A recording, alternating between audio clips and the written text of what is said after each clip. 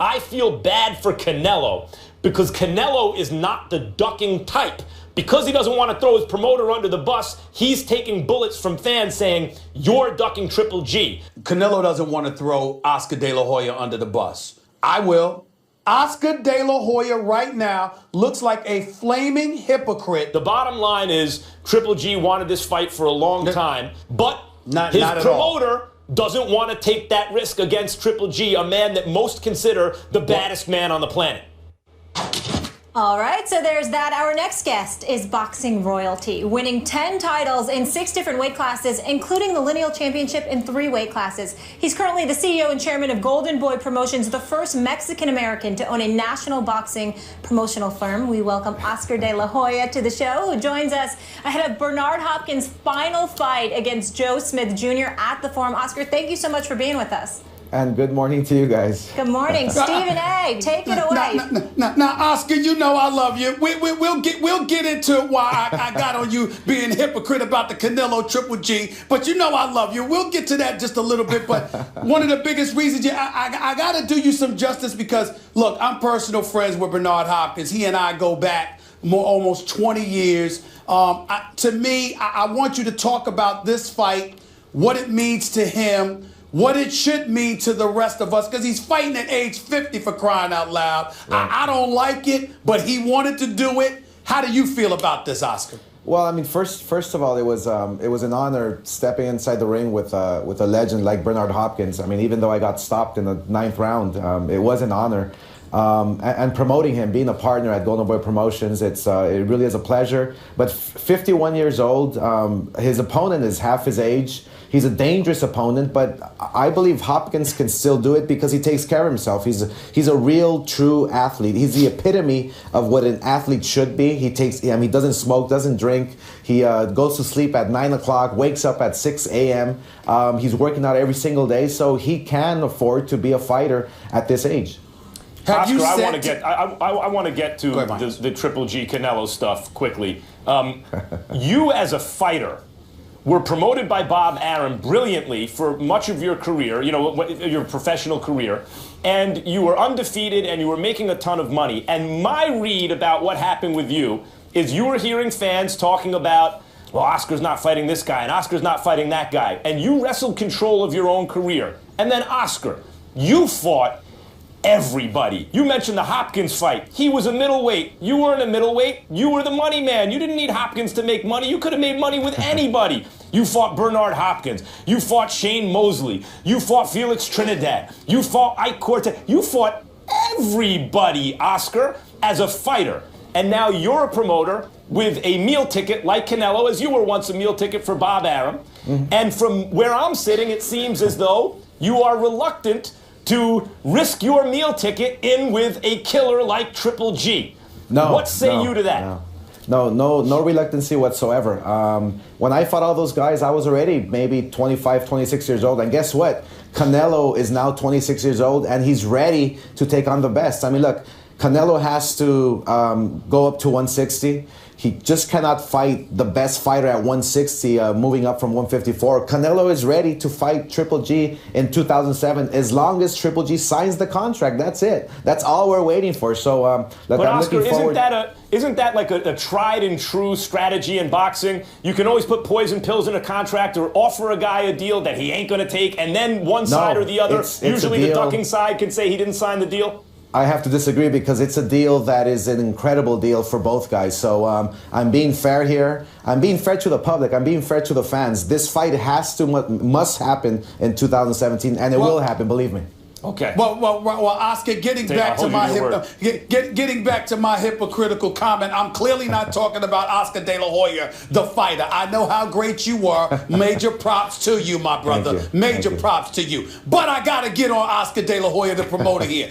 Based on everything you just said, what the hell did you have Canelo Alvarez, Saul Canelo Alvarez, called Triple G into the ring after you knocked out Mr. Glassjaw and undersized himself, Amir Khan, last May 7th. If you knew that y'all weren't ready to rumble that fall, why in God's name have Triple G come into the ring and tease us all into believing that was what we were going to see next? What was up with that? I mean, that was out of my hands. You know, fighters sometimes, you know, they're weird.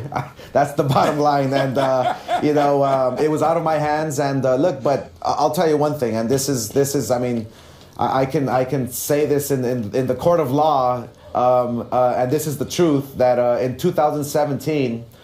We want this fight to happen. Canelo wants it. I want it. The fans want it. And like I said, look, we're offering Triple G a fair contract, more than fair contract, an incredible contract. And we're hoping that September of 2017, this fight can happen.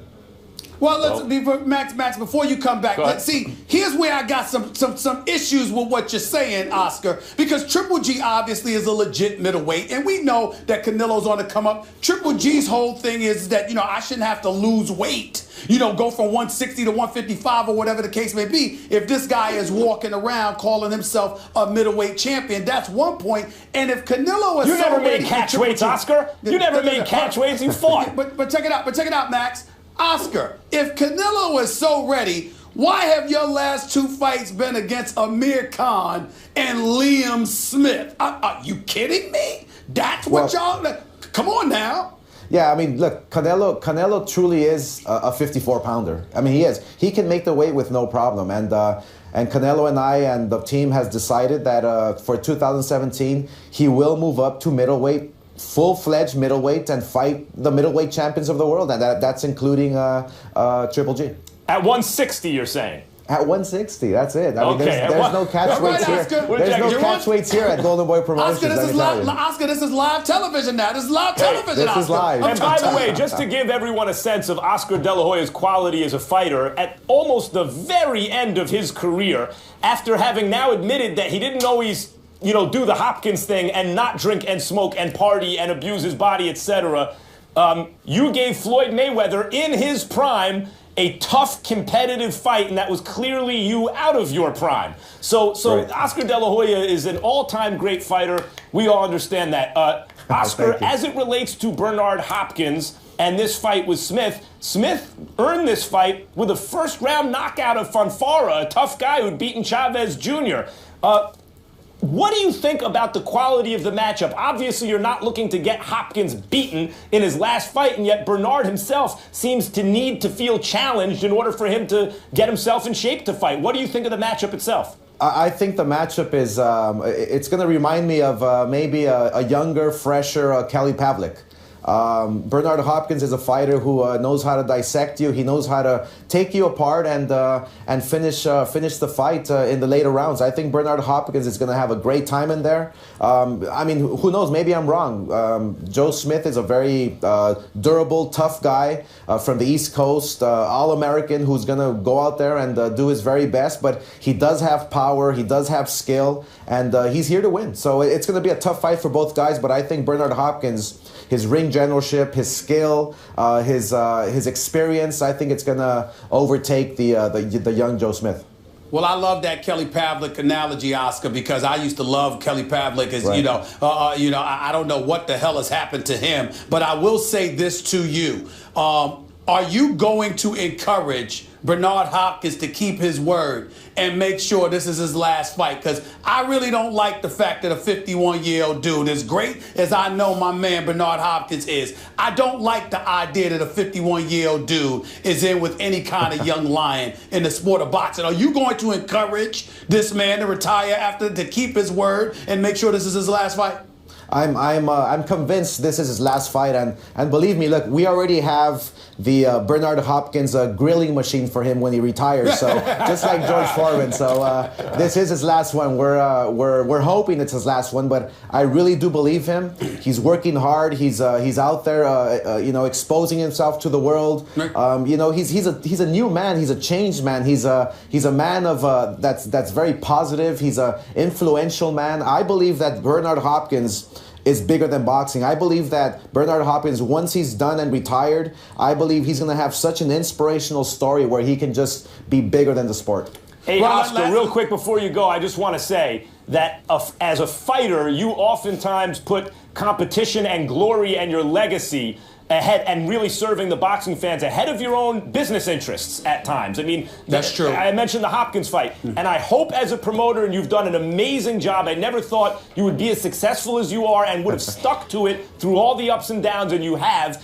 What you've done with Golden Boy is very impressive. Thank you. I want to tell you right now that I hope that as a promoter, you live up to that legacy that you set as a fighter, and whatever the business interests are, you make that Triple G and Canelo fight happen in 2017. I guarantee it. I guarantee it, and I will put my promoter's license on the line. That's what I wanted to hear, Oscar. I wanted to make sure that we ended this segment with you promising boxing fans we will see Triple G versus Canelo Alvarez in 2017. Do I have your word on that, sir? You have my word, and Canelo is not afraid of Triple G. September, we're hoping he signs the contract, and it will happen. Oscar, thank you. We're also looking forward to Saturday. I know where I'm going to be at. The I know where I'm going to be. And Oscar, I want to personally thank you for putting up with those two. Max and Stephen A. are a lot. I got to deal with both of them every day. I love putting up with them. I love putting up with them. See, but you feel for me. Those two are tough. I came on the show for you, Molly. Thank you. We appreciate you. Like everybody. Smart move. We appreciate you. All right, coming up next. I grew up watching some of the all-time greats and being a huge fan of Steve Young and Joe Montana and Brett Favre. I mean, those are three of my all-time favorites, and I've gotten to know those guys over the years, which has been a thrill for me.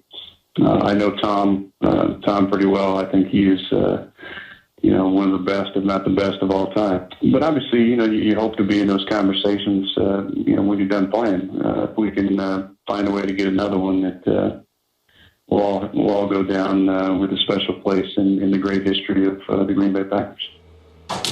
That was Aaron Rodgers on Stephen A's radio show on Sirius XM Mad Dog Radio yesterday, saying he hopes to be in the greatest of all time combo with Tom Brady. So we asked you guys earlier in the show, who would you rather have, Rodgers or Brady? And the results are in. 66% say Brady, 34% say Rodgers. I am with Twitter.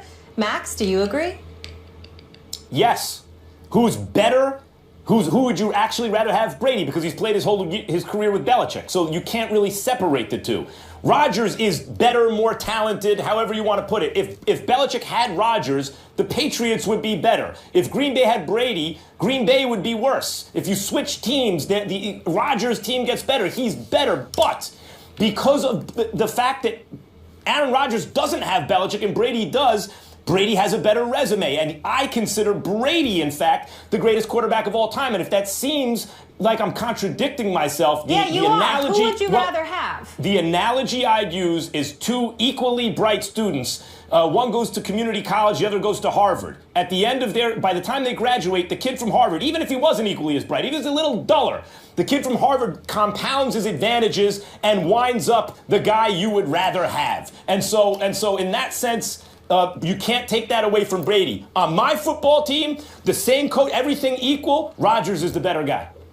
Well, first of all, you're completely wrong, and believe it or not, it's a situation, Max Kellerman, where you and I are perfect examples of this. You went to an Ivy League school. You went to Columbia. I have no doubt you graduated with honors. I went to some little old HBCU called Winston-Salem State, and everyone would rather have me than have you. So, I mean, that's really what it comes down to, okay? So I understand that. Now, here's the deal with Aaron Rodgers and Tom Brady. We can't poo-poo 4 Super Bowl titles, 6 Super Bowl appearances. We get all of that, and we understand the resume of Tom Brady is what it is. But I think that to some degree, even though Bill Belichick is obviously fed off of Tom Brady has fed off of that system in New England that has helped him immensely. I look at Aaron Rodgers' talents, and I can say you could put that anywhere, and he would still be as great. I'm not sure Tom Brady would be as great without Bill Belichick. And we're on the same page about this. All right. No matter who's around him, Tom Brady continues to drive that team, and he's a team player. But we are out of time, folks.